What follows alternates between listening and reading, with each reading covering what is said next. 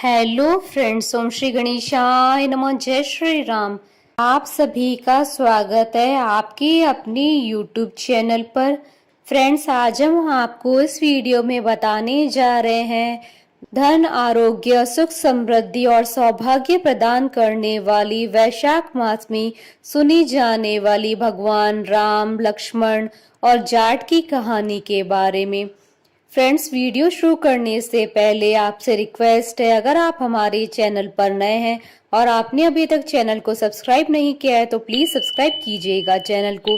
साथ ही प्रेस कीजिएगा bell icon को, जिससे नए वीडियो से रिलेटेड नोटिफिकेशन आपको तुरंत प्राप्त हो सके। और वीडियो पसंद आने पर वीडियो को लाइक और शेयर जरूर कीजिएगा, ताकि सभी भक्तों को इस वीडियो का लाभ प्राप्त हो सके।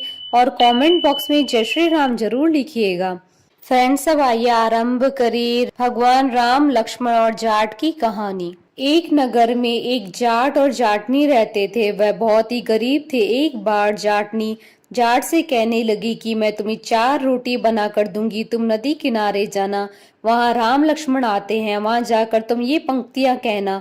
राम बड़े, लक्ष्मण छोटे, वो बैठे अम्बे की डाली, वो बैठे चंबे की डाली, मट्टी का दशरथ बनावे, मक्खन मिश्री का भोग लगावे, दे परिक्रमा घर को आवे। जाट रास्ते भर इन पंक्तियों को रटता गया, पर नदी किनारे जाकर भूल गया और वहां जाकर बोला, लक्ष्मण बड़े और राम छोटे, वो बैठे अम्बे की डाली, वो बैठे चंबे की डाली, मिट्टी का दशरथ बनावे, मक्खन मिश्री का भोग लगावे, दे परिक्रमा घर को आवे। जाट की यह बात सुनकर राम लक्ष्मण से कहते हैं कि लक्ष्मण, इसने तुम्हें बड़ा बताया है, तुम इससे कुछ दे दो।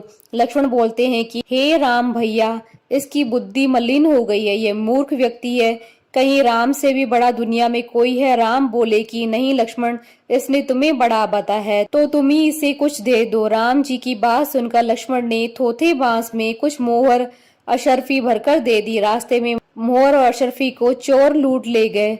घर गया तो जाटनी ने पूछा, कुछ मिला? जाट बोला कि मिला तो था, पर चोर लूट ले गए। जाटनी ने कहा कि कोई बात नहीं, कल फिर जाना। अगले दिन फिर जाटनी ने 4 रोटी बनाकर जाट को दे दी। फिर सिखाया, राम बड़े, लक्ष्मण छोटे, वो बैठे अम्बे की डाली, वो बैठे चंबे की डाली, मट्टी का दशरथ बनावे, मक्खन मिश्री का भोग लगावे, दे परिक्रमा घर को आवे।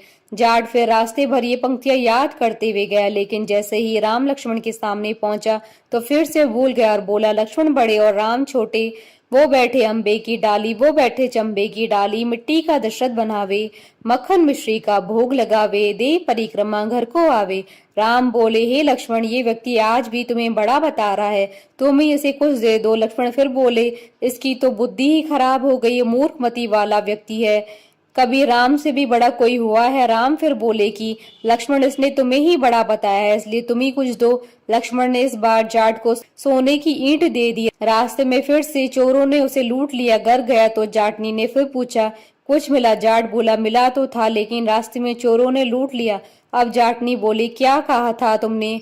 जाट बोला, लक्ष्मण बड़े, राम छोटे, वो बैठे अम्बे की डाली, वो बैठे चंबे की डाली, मिट्टी का दशरथ बनावे, मक्खन मिश्री का भोग लगावे, दे परिक्रमा घर को आवे।